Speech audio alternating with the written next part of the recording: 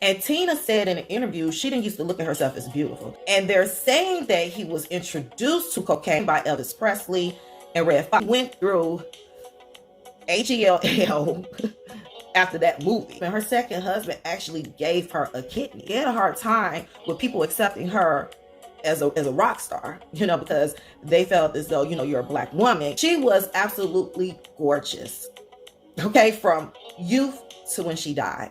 Hello everyone, and welcome to Jasmine's Way. If you're new to this channel, please consider subscribing to it.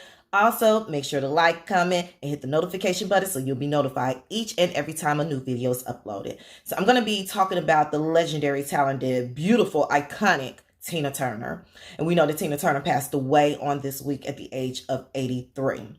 So, I know Tina Turner was a part of my childhood, growing up. I remember her, having the denim jackets, the spiky hair, the red lipstick, which, I had to put my red lipstick on and put some denim on today because I'm talking about Tina, all right? And then we learned even more. I know my generation and probably everyone around the world learned more about this lady from the movie What's Love Got to Do With It, as far as what she endured as far as physical abuse is concerned from her first husband, Ike.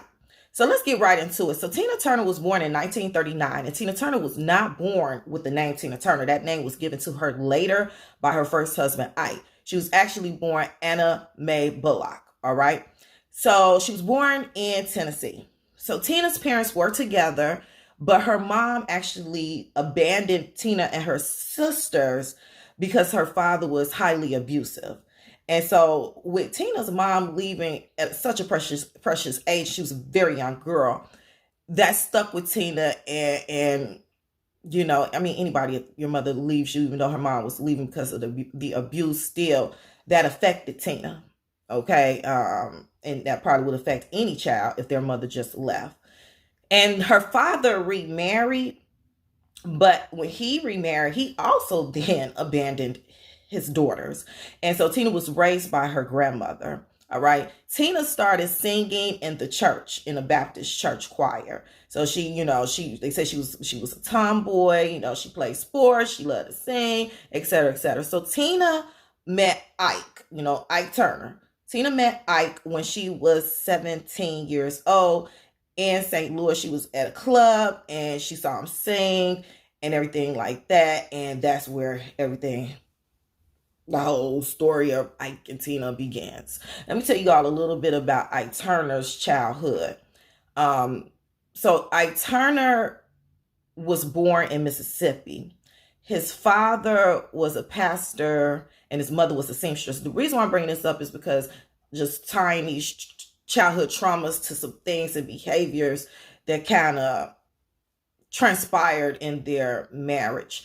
So his father, Ike witnessed his father basically being lynch murdered by a group of white men who said that he was messing with a white lady. I don't know if that's true or not as far as that, but Ike Turner saw his father beaten to death. He was looking out the window and saw a mob of white guys beating his father to death. And so at that time, because that was around, Ike was born in 1931, that time, a lot of the hospitals and stuff were not seeing blacks. So they had to build a tent in the backyard, and his dad basically died in the backyard in the tent because his intestines, they say, were hanging out. They said you could smell it miles away, and his mom had to go out there and care for him.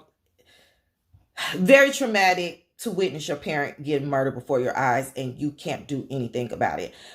Because we know that time period, racism was really strong, and, racism still exists today, just does.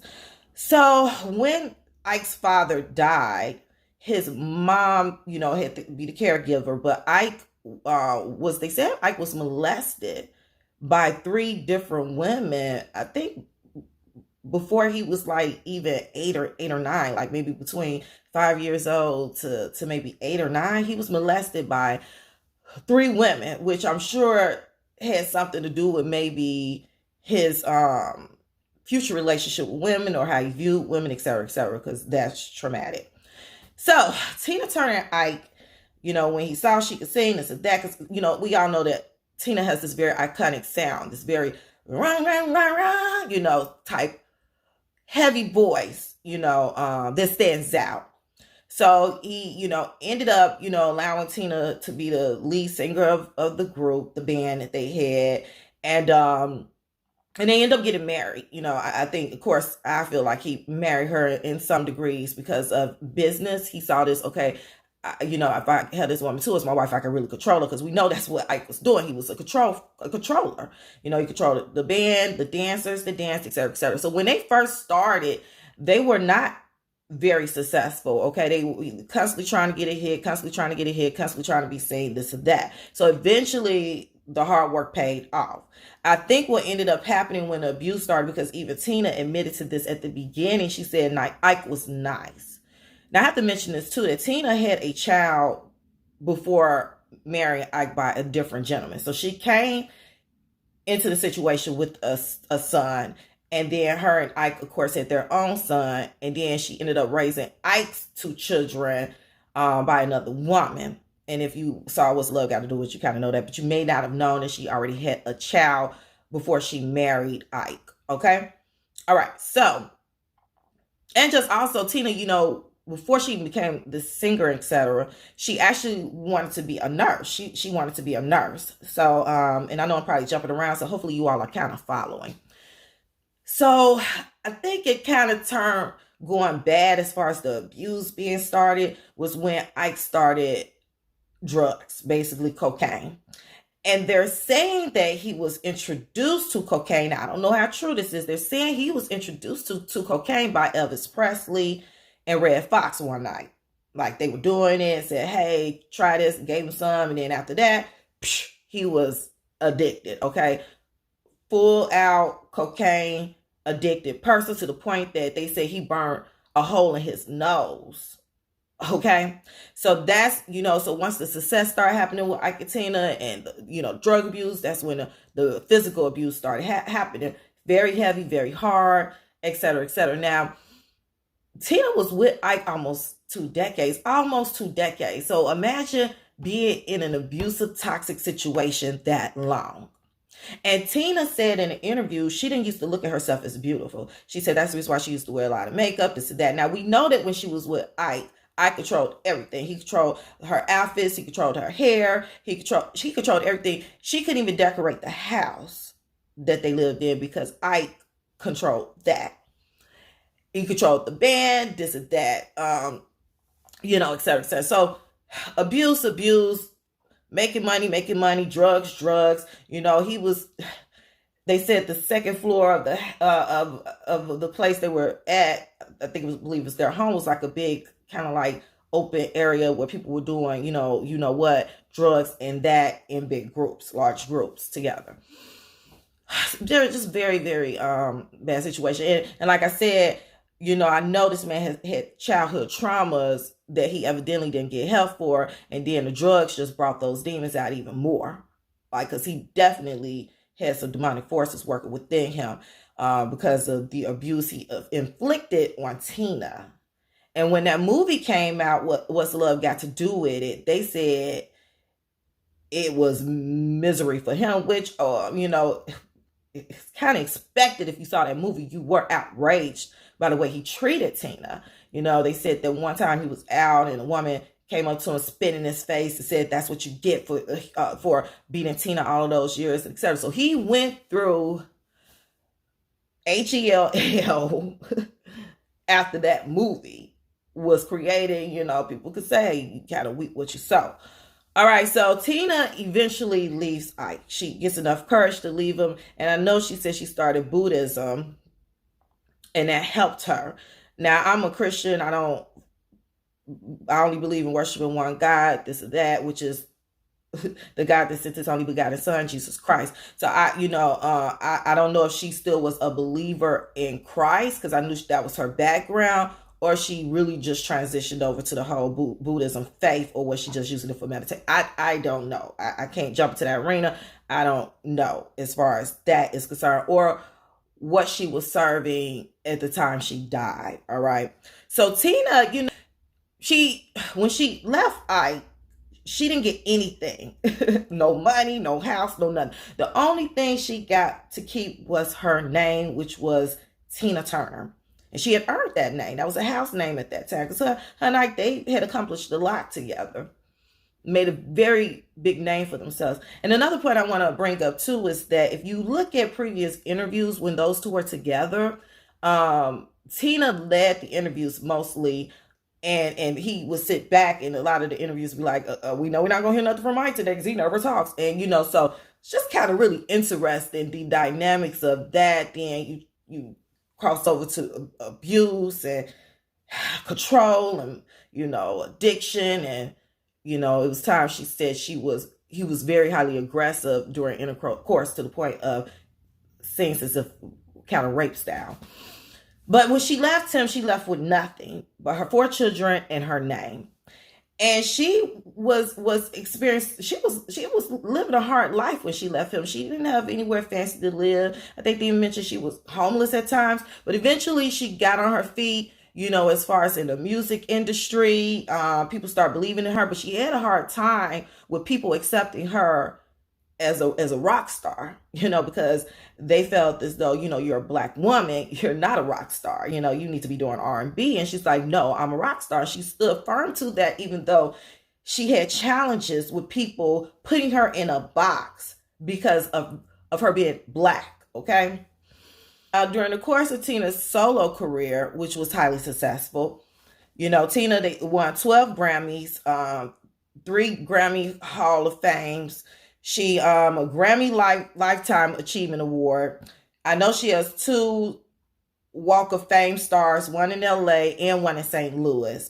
And she was inducted into the Rock and Roll Hall of Fame twice. Once with Ike as a duo, and then eventually by herself. And that was like maybe when she got the second award by herself in Rock and Roll Hall of Fame. That was recently.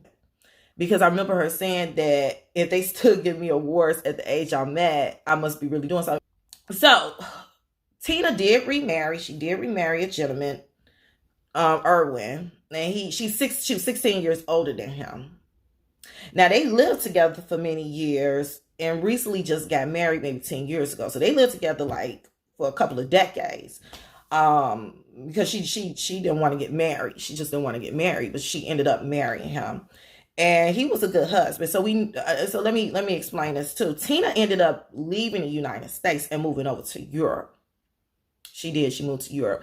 I think she found peace in Europe because the movie What's Love Got to Do with It didn't only affect Ike, but it affected Tina as well. Because in interviews she said that she had to constantly relive her trauma over and over in every interview. She assisted with the movie What's Love Got to Do with It because she helped Angela Bassett out a lot as far as with tips on dancing, this and that. But she never actually watched the movie. She did. She said she didn't want to relive it. And could you imagine? I don't think I could have, if I was Tina, watched that movie. Like that, it was a mouth dropper for us. So imagine her trying to watch her own movie. And so she just kind of like felt like she never could escape it in interviews. Everybody just kept bringing it up. The trauma. How'd you feel about Ike doing this to you? And she said she just wanted to get past it. She said in an interview one time that, Ike had married 2 times after her. But everybody just wanted to dwell on that. And I know that was hard on her. But I do know one thing. And I do know she realized that movie helped a lot of people. There's a lot of people in abusive relationships. And when they saw that, she may not even know how many people left their toxic situation. This just doesn't go for women. There are women that are abusive to men.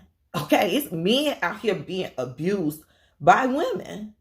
Physically, I'm talking about. You got some women out here that be physically abusive women. So the impact of that movie taught people that they could leave toxic situations because this woman got the strength to leave a situation. And she left with nothing, okay, but her name and her 4 children. And mind you, 2 children that were not even hers. This shows you how good-hearted this woman was.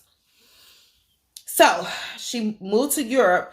And she found in Europe more peace because people was constantly hammering her about, the trauma behind her abusive relationship.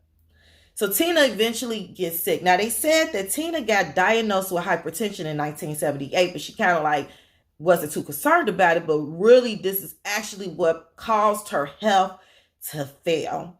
And she even admits to the fact that she caused it upon herself because she did not believe in taking the conventional medication to control her hypertension. And this really touched me a lot because honestly, I have hypertension. Hypertension runs in my family. I've had it since 28, and I've been on medication ever since, and I take my medication. And I was just like, man, Tina, so she did reflect upon her decision not to take that, and I think probably a little bit regretted it. So the hypertension, she ended up having a stroke in 2009. Remember, I told you I'm looking at notes. And she was on dialysis for a very long period of time. Now, her second husband, actually gave her a kidney. Like, he donated one of his kidneys to her. He was a very loving husband to Tina. And then Tina ended up dying, of course, from intestinal cancer, which the longevity of the hypertension, if you don't take care of those things, that takes a toll on your body.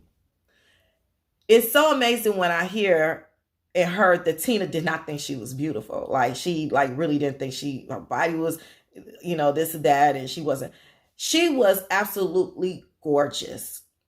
Okay. From youth to when she died. She had a beautiful spirit. She was not fake. She was truly who she was. And some people be like, well, how can you say that? How can you say that you didn't know this woman? Yes, we did know her. Okay. Yes, we did. And we know what she endured in her life. We sure do.